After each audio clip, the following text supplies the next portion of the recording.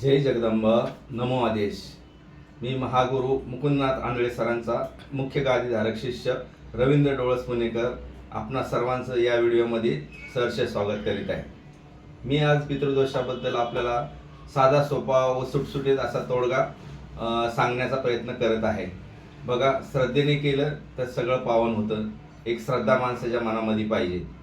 तर बघा काय करायचं, आपण मनुष्य जो योनीमध्ये जन्म घेतला आहे तर आपल्यावरती 4 प्रकारचे ऋण असतात.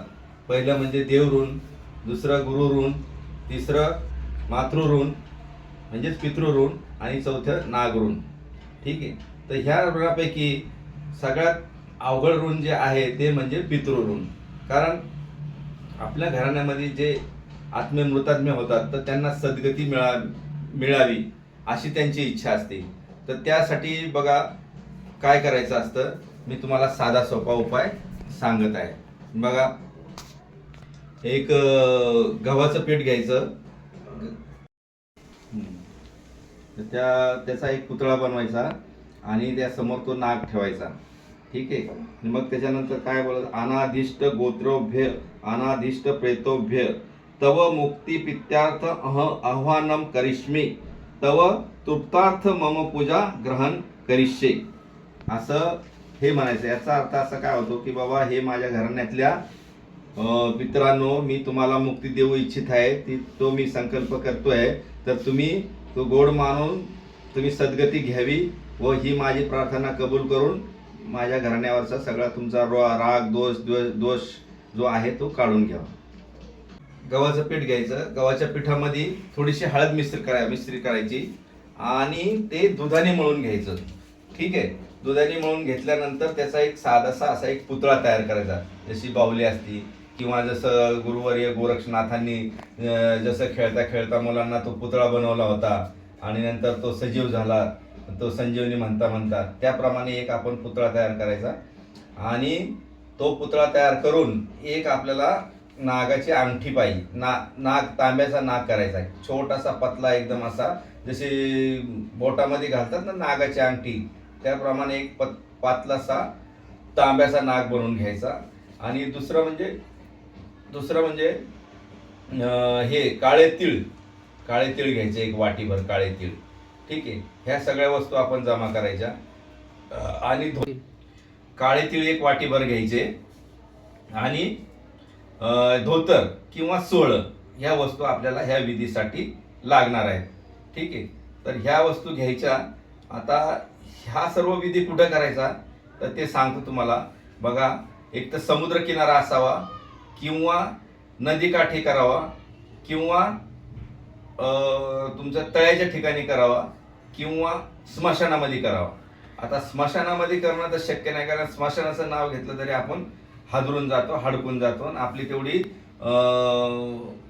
काय म्हणता ताकद नाही तेवढी स्मशानामध्ये बसून करण्याची. तर मग ह्यासाठी ही ठिकाणे आपण निवडले आहे. ठीक आहे. तर हा विधी करताना काय करायचं, सोळं नेसायचं आणि त्यांना प्रार्थना करायची, हे माझ्या घराण्यातील मृत आत्म्यांनो व प्रेत आत्म्यांनो, मी तुम्हाला प्रार्थना करतो की मी तुम्हाला सद्गती देऊ इच्छितोय. तरी तुम्ही ही माझी प्रार्थना ऐकून घेऊन कबूल करून तुम्ही गती घ्यावी व तुम्ही पितृऋणामधून मुक्त व्हावं, आम्ही तुमच्या ऋणामधून आम्हाला मुक्त करावं, ह्यासाठी मी तुम्हाला गती देत आहे, ती तुम्ही मान्य करून घ्या. ठीक आहे. अशा प्रकारे त्यांना प्रार्थना करायची. परत आपल्या ज्या काय अडीअडचणी आहेत त्या पण त्यांना सांगायच्या. बाबा, मुलांची लग्न होत नाही, मुलं व्यसनी आहेत घरामध्ये, ह्या जो बी काही दोष आहे म्हणायचं तो सगळं तुम्ही काढून घेऊन आम्हाला सुख समाधान शांती द्यावी, अशा प्रकारे त्यांना ती प्रार्थना करायची.